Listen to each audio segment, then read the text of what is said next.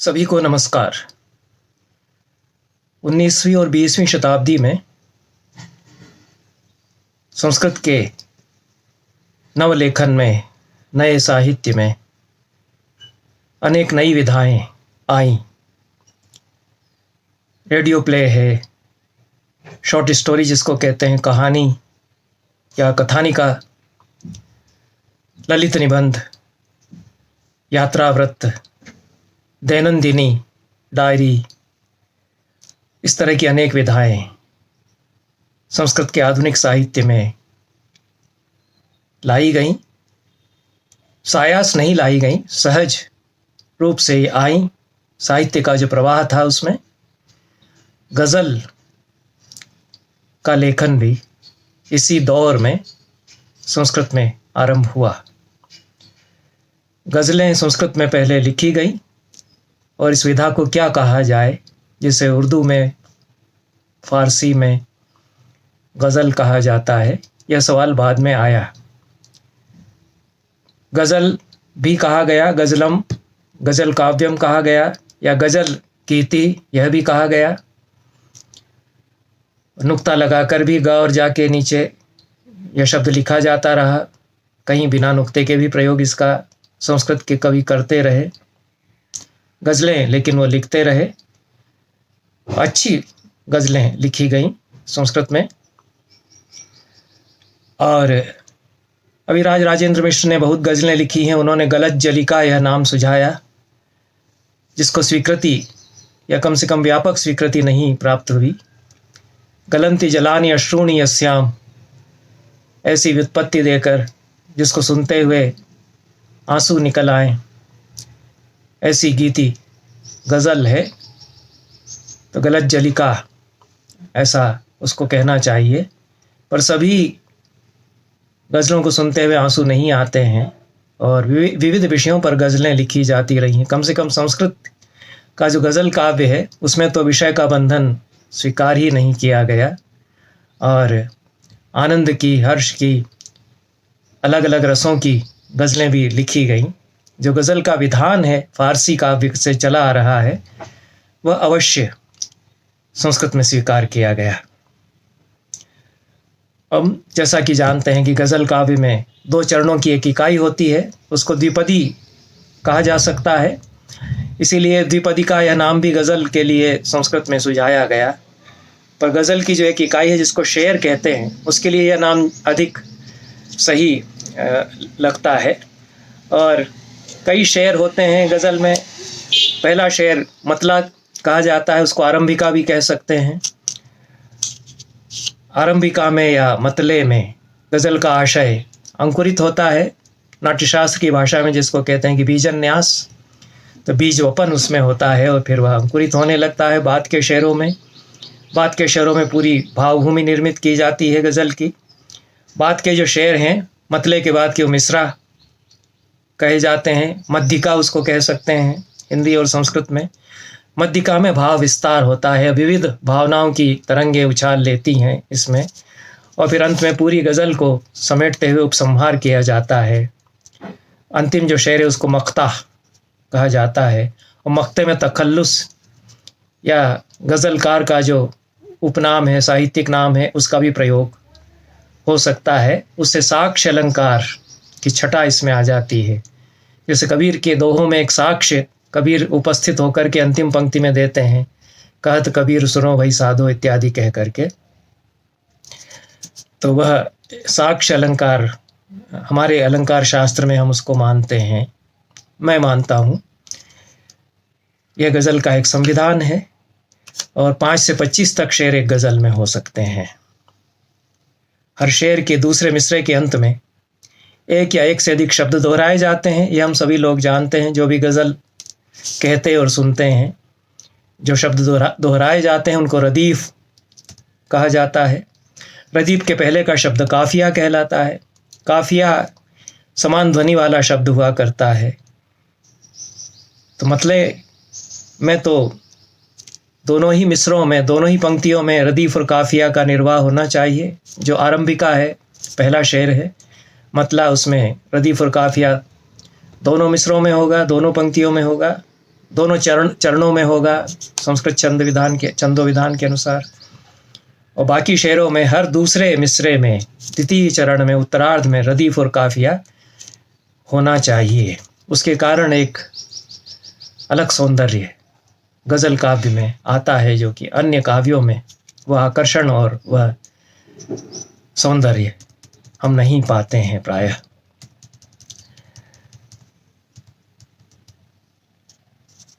संस्कृत में जो गज़ल काव्य की परंपरा विकसित हुई, उसमें यह पूरा संविधान स्वीकार किया गया, उसका पालन हुआ। पर जो कुछ अभिप्राय और कुछ रूढ़ियाँ थी फारसी के गज़ल काव्य की, उनको प्रायः स्वीकार संस्कृत के गज़ल कवियों ने नहीं किया, और इतनी स्वायत्तता, स्वतंत्रता रचनाकार की उन्होंने ली। तो जहाँ रिजिडिटी है, जो कठोर विधान है गज़ल का, उसको स्वीकार किया, और विषय वस्तु की दृष्टि से उन्होंने स्वातंत्र्य का अवलंबन किया। कवि प्रतिभा जनित स्वातंत्र्य का उन्होंने अवलंबन किया। जो रूढ़ियाँ हैं अरबी और फारसी के गज़ल काव्य में, इस पर भी विवाद रहा है कि गज़ल पहले अरबी में आई या फारसी में आई, पर कुछ रूढ़ियाँ इनके गज़ल काव्य में आरंभ से थी कि माशूक की बेवफाई, उसका बयान होगा, और वाइज मौलवी जो धर्म के सरमाएदार हैं, धर्म का झंडा ऊपर उठाने वाले लोग हैं, उनका उपहास होगा, धर्म के नाम पर आडंबर रचाने वाले लोगों का, और विरह की पीड़ा का बयान होगा, प्रेम और श्रृंगार इसकी विषय वस्तु रहेगी। इन सब रूढ़ियों को संस्कृत के गज़लकारों ने नहीं स्वीकार किया, और एक विधा गज़ल से मिलती जुलती अंग्रेजी में है सोनेट, उसको कहते हैं। कुछ अंत्यानुप्रास उसमें उस प्रकार का होता है, प्रथम तृतीय द्वितीय चतुर्थ पंक्तियों में, या प्रथम द्वितीय तृतीय चतुर्थ पंक्तियों में। वह भी संस्कृत में खूब लिखे गए। उसका भी नाम क्या रखा जाए, संस्थापक वीरेंद्र कुमार भट्टाचार्य ने रखा, सोनितम यह मैंने नाम रखा, और मैंने भी सोनेट संस्कृत में लिखे हैं, गज़लें भी मैंने लिखी ही हैं, और इस चैनल पर भी मैं अपनी कुछ गज़लें कहता रहा हूँ। तो मेरी यह धारणा रही है कि अरबी, फारसी, उर्दू और कुछ भारतीय भाषाएं जैसे कश्मीरी और पंजाबी, इनको छोड़कर के मुकम्मल गज़ल किसी भाषा में अगर बनती है तो वो संस्कृत है। उसका एक कारण है, भाषा वैज्ञानिक कारण है। अरबी और फारसी ये संश्लिष्ट भाषाएं हैं, सिंथेटिक लैंग्वेजेस हैं भाषा विज्ञान की दृष्टि से, और इनका जो संश्लिष्ट स्वरूप है वह गज़ल के विधान के लिए बहुत ही मौजूद रहता है, अनुकूल रहता है। संस्कृत तो अत्यंत संश्लिष्ट भाषा है, उसके प्रकृति प्रत्यय का संयोग, सुबंतिगंत सुप्तिगंत जो पद होते हैं, तो उनकी कसावट जो उसमें होती है, उसके कारण संस्कृत का जो संश्लिष्ट वाक्य विन्यास है वो गज़ल के अनुकूल पड़ता है। और दूसरा एक बड़ा कारण यह भी है कि फारसी और संस्कृत में बड़ी निकटता रही है। कम से कम 1500 वर्षों का विदित इतिहास है इन दोनों भाषाओं में, पारस्परिकता का, इन दोनों भाषाओं के आदान प्रदान का।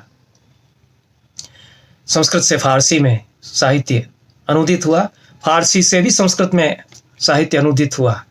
इस बात को नहीं कहा जाता, उपनिवेशिक दौर में तो ये तथ्य इतने छिपाए दबाए गए कि संस्कृत तो चूंकि वेद पुराणों की प्राचीन भाषा है, और अब तो बाद में तो मर चुकी थी, जबकि उसमें अनुवाद हो रहे थे फारसी से, और ग्रीक से भी अनुवाद हो रहे थे। महाराजा जयसिंह ने भी गणित के ग्रंथ का अनुवाद कराया संस्कृत में 16वीं शताब्दी में, और भी फारसी से अनुवाद किए जाते रहे। यूसुफ जुलेखा बहुत सुंदर अनुवाद 16वीं शताब्दी में कश्मीर में किया गया फारसी से, फारसी काव्य का कथा कौतुकम। उस पर यहाँ बात नहीं करने का वक्त है, मैं अन्यत्र खूब चर्चा उस पर कर चुका हूँ। और जो कुछ पाखंडियों के द्वारा मूर्खतापूर्ण प्रलाप किए जाते रहे हैं, उनका मैं खंडन करता रहा हूँ संस्कृत को लेकर के। और तथाकथित आधुनिक बोध वाले लोगों के द्वारा भी जो कुछ उसके संबंध में कहा जाता रहा है, अनर्गल कहा जाता रहा है, उसका भी।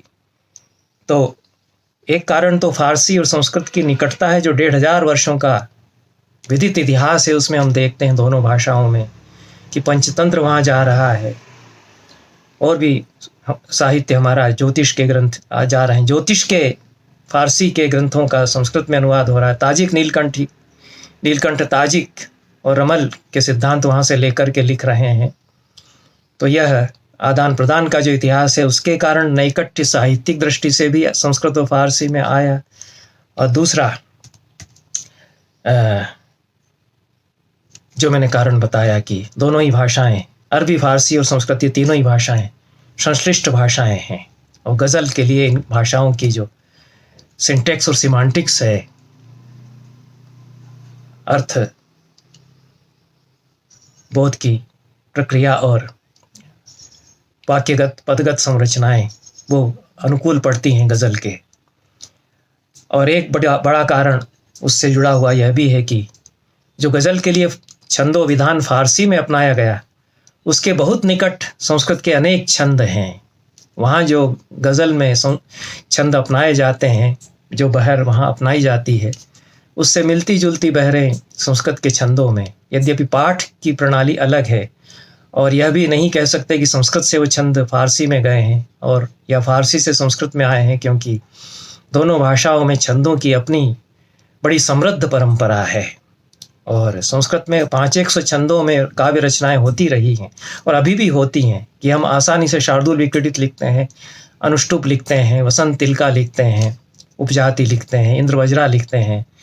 कम से कम 25-50 छंदों में तो हर एक संस्कृत में जो लिख रहा है, कवि छंद लिख रहा है कम से कम, वो आसानी से रचना करता है। यहाँ तक कि स्वतः बातचीत में छंद वो निकल पड़ते हैं, क्योंकि उनका जो विन्यास है वो दिमाग में इस प्रकार से जमा हुआ है। संस्कृत में छंदों में शास्त्रार्थ तक होते रहे 19वीं शताब्दी के उत्तरार्ध तक। तो ये जो छंदों में रमा होना और छंदो विधान जो वहाँ की गज़ल का है, उसका संस्कृत में उसका पासंग होना, उसके निकट के छंद होना, ये अपने आप में एक बड़ा कारण था कि संस्कृत में गज़ल अच्छी तरह से चल पड़ी, खूब लिखी गई। और मुझे ऐसा लगता है कि मुग़ल काल में 15वीं, 16वीं, 17वीं शताब्दियों में भी संभव है कि संस्कृत में गज़लें लिखी गई हों, क्योंकि आदान प्रदान तो बहुत घनिष्ठता से हो ही रहा है। पंडित राज जगन्नाथ जैसे महान आचार्य, संस्कृत काव्यशास्त्र के मूर्धन्य एक आचार्य और एक बड़े कवि, प्रथम पंक्ति के कवियों में जो गणनीय हैं, ऐसे कवि 17वीं शताब्दी में शाहजहाँ के दरबार में बहुत सम्मान के साथ वो हैं। उर्दू फारसी की कविता भी वहाँ पढ़ी जा रही है, समझी जा रही है। पंडित राज जगन्नाथ का आदान प्रदान है, सब समझे जा रहे हैं, सराहे जा रहे हैं, और उनकी कविता पर भी थोड़ा कुछ झलक आती ही है उर्दू फारसी कविता की। तो उस समय लिखी यदि गई होंगी तो मिलती नहीं है, ना लिखी गई हो यह भी हो सकता है। लेकिन 19वीं शताब्दी के उत्तरार्ध से संस्कृत गज़ल का व्यवस्थित इतिहास शुरू होता है। और उसके पहले भारतेंदु ने और प्रताप नारायण मिश्र ने इक्की दुक्की गज़लें संस्कृत में भी लिखी।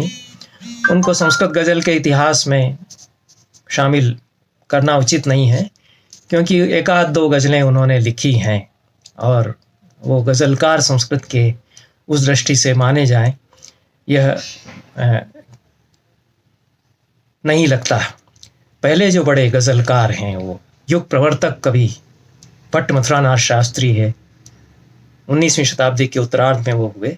उसके बाद एक बड़ी उज्ज्वल पंक्ति है संस्कृत में गज़लकारों की, जानकी वल्लभ शास्त्री हैं, बच्चू लाल अवस्थी हैं, जगन्नाथ पाठक हैं, रमाकांत शुक्ल हैं, पुष्पा दीक्षित हैं, अभिराज राजेंद्र मिश्र हैं, हर्षदेव माधव हैं, विंदेश्वरी प्रसाद मिश्र हैं, महाराज दीन पांडे हैं, इच्छाराम द्विवेदी हैं, जनार्दन पांडे मणि हैं, बलराम शुक्ल हैं, प्रवीण पंड्या हैं, शतावधानी आर गणेश हैं, 50 के आसपास की पीढ़ी, उसके नीचे की पीढ़ी कौशल तिवारी हैं, राजकुमार शुक्ल हैं, अरविंद तिवारी हैं, ऋषिराज जानी हैं। जो 30 के नीचे, 30 साल से कम उम्र के कवियों की पीढ़ी है, उसमें ये लोग कुछ आते हैं। इनमें से कोई भी ऐसा नहीं है हालांकि जिसने सिर्फ गज़लें ही संस्कृत में लिखी हों। ऐसा कोई कवि संस्कृत में मेरे ख्याल में नहीं हुआ। अन्य विधाओं में भी खूब साहित्य लिख रहे हैं, गद्य भी लिख रहे हैं, कहानी भी, कथानिका भी लिख रहे हैं, नाटक भी लिख रहे हैं, उसके साथ कविता भी लिख रहे हैं और गज़ल भी लिख रहे हैं। कुछ लोगों ने 25, 50, 10, 20, 15 गज़लें लिखी, कुछ ने सैकड़ों की संख्या में लिखी, जैसे अभिराज राजेंद्र मिश्र। और शायद अभिराज राजेंद्र मिश्र को छोड़ करके इनमें से किसी का स्वतंत्र रूप से गज़ल संग्रह नहीं छपा, जहाँ तक मेरी जानकारी है। जो उनके कविता संग्रह हैं उसमें एक खंड गज़ल का भी वो रखते हैं। जैसे भट्ट मथुरानाथ शास्त्री का मैंने नाम लिया, उनके अनेक कविता संग्रह उनके जीवन काल में छपे 100 साल पहले, और उनमें हर एक में गज़लें थी। उनके कई कविता संग्रहों में उनकी गज़लें थी। बड़े गज़लकार वो संस्कृत के पहले हैं। और 1889 में उनका जन्म हुआ था। महाराजा संस्कृत विद्यालय जयपुर में प्राध्यापक रहे। गोविंद वैभवम, साहित्य वैभवम, गाथा रत्न समुच्चय, ये इनकी मुक्तक रचनाओं के बड़े बड़े संकलन हैं। उपन्यास भी इन्होंने लिखा संस्कृत में, रेडियो नाटक लिखे, और गीतिवाणी नाम से 1929 ईस्वी में इनकी गीतों का संग्रह छपा था, और उसमें इनकी गज़ल गीतियाँ थीं अधिकांश। 58 गज़ल गीतियाँ उसमें इनकी थीं। और राष्ट्रीय संस्कृत संस्थान से 4 खंडों में भट्ट मथुरानाथ शास्त्री की ग्रंथावली छपी है, उसके दूसरे खंड में उनकी मुक्तक रचनाएं हैं। और ये 4 बड़े बड़े खंड हैं, 450, 500 पृष्ठों के। इसमें जो दूसरा खंड है उसमें गज़लों का एक खंड है भट्ट मथुरानाथ शास्त्री की, और 19 गज़लें उनकी इसमें आई हैं। सभी 58 गज़लें उनकी नहीं उपलब्ध हो सकी। गीतिवाणी भी उनका मिलता नहीं है, जो लगभग 100 साल पहले छपा था। और ये जो 19 गज़लें हैं उसमें भट्ट मथुरानाथ शास्त्री क्या कर रहे हैं, हम देखते हैं कि वो फारसी में जो छंद का नाम है वो भी देते हैं, संस्कृत में जो पारंपरिक छंद का नाम है कि स्रग्विणी है, भुजंग प्रयात है, वह भी वो देते हैं। उसकी जो फारसी में संरचना है वो भी बताते हैं, जो बहर वहाँ उसका नाम है उसको भी बताते हैं, और संस्कृत में जो छंदो विधान है वो, क्योंकि फारसी के बहुत अच्छे पंडित ये लोग रहे। जो मैंने कुछ नाम लिए हैं बड़े गज़लकारों के, उनमें भट्ट मथुरानाथ शास्त्री, पंडित बच्चूलाल अवस्थी, जगन्नाथ पाठक, ये लोग सब उर्दू फारसी के भी बहुत अच्छे पंडित थे। वो परंपरा ही थी जो अकबर के पहले से चली आ रही है, 15वीं-16वीं शताब्दी से, कि संस्कृत के पंडित हैं वो फारसी अरबी भी सीखते हैं, और फारसी के जो लोग हैं वो संस्कृत सीखते हैं या सीखने का प्रयास करते हैं। तो ये भट्ट मथुरानाथ शास्त्री ने बहुत सारी गज़लें जो लिखी हैं उसमें वो बताते हैं कि बहरे हजज, मुसद्दस, महफूज, मफ़ाइलुन, मफ़ाइलुन, फ़ौलुन, ये उसका स्ट्रक्चर है बहर का। और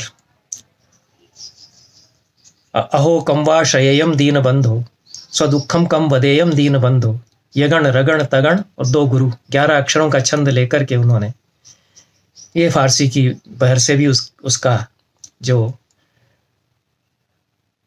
समानता है उसको बताते हुए उन्होंने ये हम देखते हैं कि ये स्तोत्र काव्य भी एक तरह से है, ईश्वर के लिए पुकार उसमें है। बहरे रमल मुसम्मन महफूज, ये छंद का नाम है। फायलातुन, फायलातुन, फायलातुन, फायलुन, ये उसकी संरचना है। हे गणेय गुणावधे करुणा निधे यवधीयताम, दृष्टिरुज्ज्वल भारते तव भारते विनिधीयताम। इस तरह से करुणा निधे भारते, इसमें जो एकार है उसका काफिया बनता है, और अवधीयताम, विनिधीयताम इत्यादि में जो यताम है उससे रदीफ बनता है।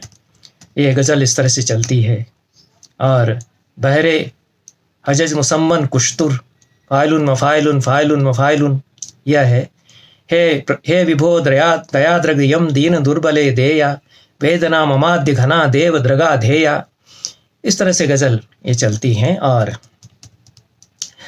संस्कृत में जो छंद हैं वो स्पष्ट उसमें है ही। पंचचामर छंद बहुत प्रसिद्ध है, उसका नैकट्य है बहरे हजज मुसम्मन मकबूज, उससे मफ़ाइलुन मफ़ाइलुन मफ़ाइलुन मफ़ाइलुन, ये पंचचामर छंद भी बनता है। हालांकि वहाँ पाठ पढ़त जो उर्दू फारसी की गज़ल इस छंद की है उसकी अलग होगी, बहरे हजज मुसम्मन मकबूज की। और यहाँ जटा कटाह संभ्रम भ्रमण निलिम्प निर्जरी, ये पंचचामर छंद है। दया तवेह महामये मुकुंद नंद येन्न किम, पदार विंद मेत कन मनो मिलिंद येन्न किम, इस तरह से गज़ल चलती है। और दूसरा बहुत सुंदर छंद है तोटक, 4 सगण उसमें होते हैं, बड़ी लय इसमें बनती है, रिदमिक पैटर्न इसमें खूब बनता है तोटक छंद में। सलगम सलगम सलगम सलगम, इस तरह की जो, तो ये बहरे तवील कहलाता है। बहरे तवील बहरे मुतदारिक मखबून मुजाइफ, फ़ैलुन फ़ैलुन फ़ैलुन फ़ैलुन फ़ैलुन फ़ैलुन फ़ैलुन फ़ैलुन, इस तरह से सलगम सलगम सलगम सलगम, ये जो रिदम है इससे तोटक छंद बनता है। अयि चित्त चिरेण विचिन्तयतोपि तव चंचलता न गता, ये इस तरह से ये अपने ही मन को संबोधित करते हुए, ये तेरी चंचलता न गई, इस तरह से वो कहते हैं। और अलग विषयों पर भी उन्होंने गज़लें लिखी हैं, भावपूर्ण गज़लें लिखी हैं, अपने अंतर जगत में डूबते हुए गज़लें लिखी हैं, ईश्वर को संबोधित गज़लें भी लिखी हैं, प्रेम की गज़लें भी उन्होंने लिखी हैं, हर तरह के विषय पर उन्होंने गज़लें लिखी हैं। चिंता निरंतरम सखे विनिहंति हंत माम, सेयम वियोग वेदना व्याहंति हंत माम, ये विरह वेदना की इनकी गज़ल है। दूसरे जो बड़े गज़लकार भट्ट मथुरानाथ शास्त्री के बाद आते हैं वो जानकी वल्लभ शास्त्री हैं। संख्या में तो कम है इनकी गज़लें। 16 वर्ष की जब इनकी आयु थी तब काकली नाम से इनका संस्कृत गीतों का संग्रह छपा था, बहुत सुंदर उसमें गीत हैं। और निराला जो गीत लिख रहे थे उस समय, निराला का बहुत प्रभाव भी जानकी वल्लभ शास्त्री पर रहा। और संस्कृत में उन्होंने नवगीत उस प्रकार के लिखे, अच्छे सुंदर गीत लिखे। निनादय नवीनाम हे वाणी वीणा मृदुम गाय गीतिम ललित नीति लीनाम, तो वीणा वादिनी वर्दे, जिस तरह से निराला ने लिखा उन्होंने लिखा निनादय नवीनाम हे वाणी वीणाम, भाव एकदम दूसरा है, कोई नकल नहीं की है निराला की, वो तो नवीन वीणा का निनाद करो ऐसा कहते हैं। वीणा वादिनी वर्दों वाली बात नहीं कह रहे हैं। उन्होंने गज़लें भी लिखी हैं और बड़े कवि थे संस्कृत के भी। बंदी जीवनम उनका बहुत बढ़िया काव्य है, जो कोई क्रांतिकारी जेल में बंद है उसकी जो उथल पुथल है चित्त की, उसको मंदाक्रांता छंद में उन्होंने उतारा है। अच्छी जटिल भावों की यद्यपि उसमें कविता है। तो ये एक गज़ल इनकी हम उदाहरण के लिए लेते हैं। दयनीया नाम खिन्न चेतसाम स्विन्नत ध्वनि परोहम, जठर ज्वाल दग्ध धिषणा नाम शीतोच्छ्वास भरोहम। अब हम देखते हैं कि भट्ट मथुरानाथ शास्त्री की जो सरल सरस पदावली है उससे एकदम गठन बदल जाता है और ज़्यादा कसी हुई भी है शब्दावली, और अभिव्यक्ति भी थोड़ी जटिल है। और कहते हैं कि जो कुचले गए दबाए गए लोग हैं उनकी दबाई हुई आवाज़ मैं, और जो भूख से कलप रहे हैं रो रहे हैं उनकी जो आह है वह मैं। दयनीया नाम खिन्न चेतसाम सिन्नध्वनि परोहम, जठर ज्वाल दग्ध धिषणा नाम शीतोच्छ्वास भरोहम। आगे कहते हैं अगले शेर में, कूप वापी सरिताम कथा भी रलमोगाई, सागरो गभीर किंतु तरल तरंगो। कुएं बावड़ियों और छोटी छोटी नदियों में डुबकी लगाने की कहानी रहने दो, मैं गहरा सागर हूँ जिसमें कि लहरा रही हैं तरंगें। तो ये इस तरह की गज़ल भट्ट मथुरानाथ शास्त्री के बाद जानकी वल्लभ शास्त्री की है।